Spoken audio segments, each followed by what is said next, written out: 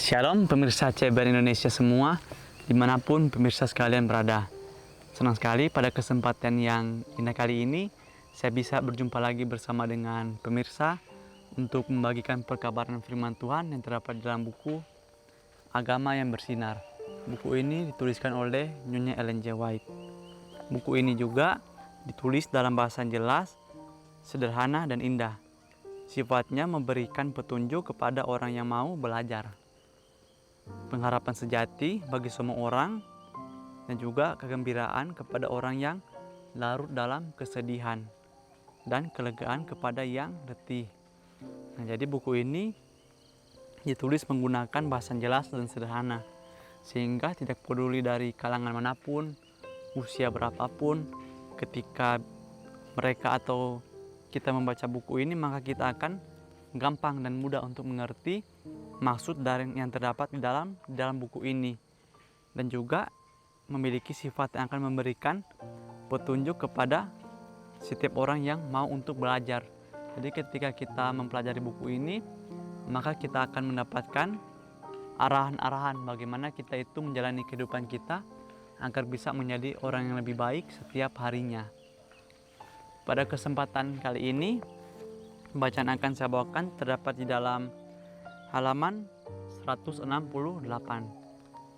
Tapi sebelum itu, alangkah baiknya apabila saudara sekalian mau untuk mengundang orang-orang di sekitar saudara untuk duduk menonton bersama, sehingga kita bisa sama-sama mengerti maksud dan tujuan dari bacaan kita pada kesempatan kali ini. Bacaan kita berjudul Dalam Kebahagiaan Orang Lain. Ayat intinya terdapat di dalam 1 Korintus 12 ayat 26. Karena itu, jika satu anggota menderita, semua anggota turut menderita. Jika satu anggota dihormati, semua anggota turut bersukacita. Nah, jadi pada judul dan juga ayat intinya di sini memberikan suatu pengertian bahwa kita itu harus merasa senang ketika orang di sekitar kita itu merasa senang. Dan juga ketika orang di sekitar kita itu merasa sedih, maka kita pun juga harus merasa sedih. Jangan ketika ada orang merasa senang, kita itu merasa sedih karena hanya dia yang mendapatkan kesenangan tersebut. Tetapi kita itu harus menjadi orang yang selalu bersyukur apa yang Tuhan berikan di dalam kehidupan kita. Dan juga apa yang Tuhan berikan di dalam kehidupan orang lain, kita itu harus turut merasakannya. Jangan ketika ada orang merasa sedih atau berduka, kita merasakan sukacita, dan juga sebaliknya. Kita masuk pada pembahasannya. Kekristenan adalah sebuah sistem yang bila diterima dan dituruti akan menyebarkan damai, keselarasan, dan kebahagiaan di seluruh muka bumi ini. Agama Kristus akan mempersatukan dalam ikatan persaudaraan yang erat semua orang yang menerima pengajarannya. Misi Yesus adalah memperdamaikan umat manusia dengan Tuhan. Demikian juga antara sesama manusia. Tulisan ini diambil dari buku Alfa dan Omega, jilid 8 halaman 48. Nah, jadi di sini dikatakan bahwa agama Kristus itu akan mempersatukan kita semua dalam suatu hubungan yang erat yang akan menerima pengajarannya. Jadi di sini ketika kita mengatakan bahwa kita ini mengikuti Kristus, maka kita itu akan disatukan dalam suatu hubungan yang erat, di mana hubungan tersebut akan membuat kita itu memiliki simpati satu sama lain, memiliki kepekaan terhadap satu sama lain, sehingga ketika satu anggota merasakan penderitaan, pastilah yang lainnya juga itu akan merasakan penderitaan. Dan juga sebaliknya, ketika satu merasakan senang, pastilah semua akan merasakan kesenangan. Jadi contoh yang bisa saya berikan adalah tubuh kita ini sendiri. Ketika kita merasakan sakit di tangan kita, pastilah kita itu tidak akan melakukan suatu pekerjaan dengan maksimal, karena semua yang ada di dalam tubuh kita ini saling terhubung.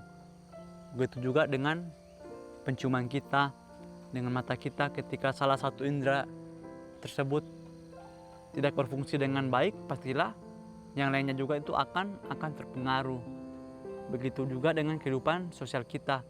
Kita itu harus bisa untuk saling bekerja sama menyelesaikan pekerjaan Tuhan. Dan janganlah kita hanya mengutamakan apa yang ditugaskan kepada diri kita sendiri. Misi Yesus adalah memperdamaikan umat manusia dengan Tuhan. Demikian juga antara sesama manusia. Nah, jadi Yesus itu datang ke dunia ini adalah untuk menebus kita semua. Dan itu merupakan satu-satunya cara agar kita itu bisa diperdamaikan dengan Tuhan. Dan juga ketika Yesus datang ke dunia ini, dia memberikan suatu contoh yang benar. Sehingga melalui contoh tersebut, apabila kita mempraktekannya di dalam kehidupan kita, maka pastilah kita itu akan memiliki hubungan yang damai dengan Tuhan dan juga dengan sesama manusia, yaitu sesama dengan orang-orang di sekitar kita. Karena ketika kita melihat Alkitab dan kita membacanya, kita bisa melihat kehidupan Yesus Kristus, di mana dia itu membantu semua orang, tidak peduli dari golongan manapun, tidak peduli dari golongan yang tinggi atau yang kaya, dan juga dari golongan yang lebih rendah. Yesus itu berbaur dengan semua orang. Begitu juga dengan kehidupan kita. Janganlah kita itu berbaur hanya dengan orang yang kita rasa selevel dengan kita. Tapi kita itu harus fleksibel, kita itu harus membiasakan diri kita. Ketika kita melihat orang yang berkesusahan, kita itu harus membantunya. Janganlah kita melihat dia itu lebih tinggi ataupun lebih rendah. Mungkin kalau kita melihat orang itu kesusahan tapi kita merasa dia lebih tinggi daripada kita, maka kita berpikir, untuk apa saya menolongnya? Dia itu kehidupannya itu lebih tinggi daripada saya. Tapi sekali lagi dikatakan di sini melalui judulnya dalam kebahagiaan orang lain, bahwa kita itu harus menggunakan apa yang kita miliki juga untuk membantu orang lain itu bahagia. Janganlah kita hanya mementingkan kebahagiaan untuk diri kita sendiri saja. Biarlah hatimu setia kepada Yesus.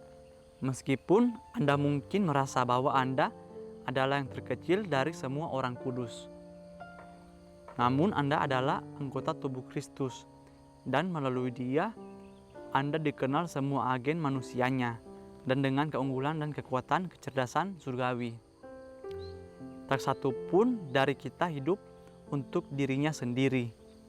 Kepada masing-masing diberikan tugas, bukan untuk kepentingannya sendiri yang sempit dan egois, tetapi agar pengaruh masing-masing dapat menjadi kekuatan bagi semua orang.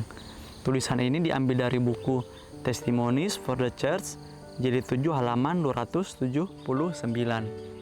Nah, selanjutnya di sini diingatkan lagi bahwa kita itu tidak boleh merasa berkecil hati ketika kita merasa talenta yang Tuhan berikan kepada kita itu hanya kecil, berbeda dengan orang yang lainnya yang Tuhan memberikan kepadanya talenta yang lebih besar. Tetapi di dalam mata Tuhan semuanya itu adalah sama. Tidak peduli talenta apapun, tetapi selama dia melakukan yang dia bisa, dia melakukan talenta yang diberikan itu dengan sungguh-sungguh, dengan maksimal, maka Tuhan itu akan menerimanya. Tuhan itu menganggap semuanya itu adalah sama. Tetapi meskipun Tuhan memberikan kepada dia talenta yang besar, tetapi dia tidak menjalankannya dengan sungguh-sungguh, maka adalah orang yang lebih baik adalah orang yang diberikan sedikit talenta, tetapi dia menggunakannya dengan penuh rasa syukur dan juga dengan sungguh-sungguh. Di sini juga dikatakan bahwa tak satu pun dari kita itu hidup untuk dirinya sendiri. Nah, jadi kita itu hidup untuk membantu diri kita dan juga membantu orang lain. Jadi kita itu harus mengutamakan dulu apa yang orang lain butuhkan, barulah kita itu memikirkan diri kita sendiri. Kepada masing-masing kita diberikan tugas bukan untuk kepentingannya sendiri yang sempit dan egois, tetapi agar menjadi pengaruh yang dapat menjadikan kekuatan bagi semua orang. Nah, jadi seperti yang saya katakan sebelumnya mengenai talenta, kita itu harus menggunakan apapun yang Tuhan berikan kepada kita itu untuk melakukan pekerjaan Tuhan dan juga membantu orang-orang di sekitar kita. Janganlah kita menggunakan apa yang kita miliki itu hanya untuk mencari keuntungan untuk diri kita sendiri saja. Tapi kita itu harus menggunakannya untuk semua orang, agar semua orang di sekitar kita itu pekerjaannya itu menjadi lebih ringan. Juga melalui hal tersebut, maka orang-orang di sekitar kita itu bisa melihat bahwa kita itu bisa menghidupkan apa yang kita katakan. Kita juga itu bisa menghidupkan tabiat Yesus Kristus melalui tingkah laku dan perbuatan kita. Jangan hanya kita berbicara saja, tetapi kita itu harus mempraktekkan apa yang kita bicarakan. Jemaat Tuhan adalah istana hidup suci, diisi dengan berbagai-bagai pemberian dan diberkati dengan Roh Suci. Anggota-anggota akan mendapat kebahagiaan mereka dalam kebahagiaan orang-orang yang mereka tolong dan berkati. Alfa dan Omega, jilid 7 halaman 12. Nah, jadi di akhir pembahasan kita kali ini, luar biasa sekali ya kalimat ini, dikatakan bahwa anggota akan mendapatkan kebahagiaan mereka dalam kebahagiaan orang-orang yang mereka tolong dan berkati. Nah, jadi ketika kita menolong orang lain, kita melakukan sesuatu yang benar, yang sesuai dengan perintah Tuhan, dan ketika orang yang kita bantu itu merasakan kebahagiaan, pastilah kita juga akan merasakan kebahagiaan. Karena kita bisa menggunakan yang kita miliki untuk membantu orang tersebut. Mungkin kita juga itu bisa mempraktekannya dari hal-hal yang terkecil. Contohnya ketika kita memiliki sesuatu dan kita melihat ada orang yang lebih membutuhkannya. Atau ketika kita mendapatkan berkat, kita membagikannya kepada orang yang membutuhkan. Dan ketika kita melakukan hal tersebut penuh dengan rasa syukur, penuh dengan sukacita, maka pastilah kita akan merasakan kesenangan yang berasal daripada surga. Dan juga ketika kita melakukan tersebut, kita melakukannya secara terus-menerus. Mungkin pertama itu hanya sedikit saja, hanya kecil yang kita bagikan. Tapi lama-kelamaan apabila kita membagikan yang lebih besar lagi, maka Tuhan akan juga memberkati kehidupan kita. Dan seterusnya, ketika kita membantu orang lain merasakan kebahagiaan, maka kita juga akan merasakan kedamaian di dalam kehidupan kita.